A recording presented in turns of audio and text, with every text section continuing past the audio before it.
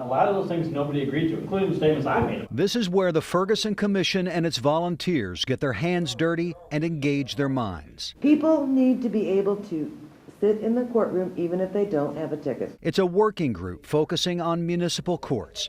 Under the direction of members of the commission, volunteers who often line up on opposite sides are now working together to identify problems and try to find solutions. I think what we're doing will have an impact. Gabriel Gore is a St. Louis attorney and a member of the Ferguson Commission. The goal here is to really put systems in place that will provide protections to all citizens in all municipal courts. The commission and some of its volunteers are also taking credit for reform, primarily Senate Bill 5, the municipal court bill written by St. Louis County Senator Eric Schmidt. I will tell you that Senate Bill 5, while it is not the ultimate solution, is progress, and that it would not have passed without the commission's advocacy. He's not alone. During my interview with Ferguson Commission co-chairs Rich McClure and Starsky Wilson, both men mentioned the commission's role in pushing Senate Bill 5. Our job was to spotlight the issue, to bring it to the table, to make sure that legislators understood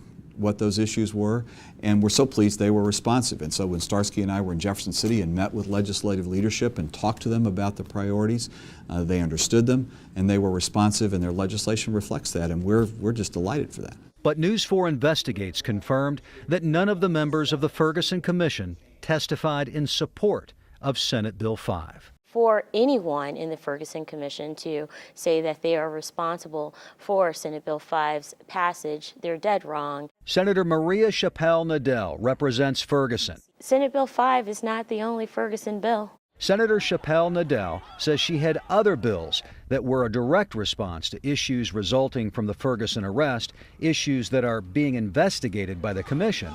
But she says the commission never offered support. There's another bill that dealt with body cameras, and no one from the Ferguson Commission was there. There's another bill that I had dealing with deadly force. No one from the Ferguson Commission was there. So I don't think that they've done their job. Other critics told me the commission has failed to live up to high expectations. What do you think of it? Disappointed. Initially had a lot of positive hopes for it. Reverend Philip Duvall, a longtime civil rights activist, applied for the commission but wasn't selected.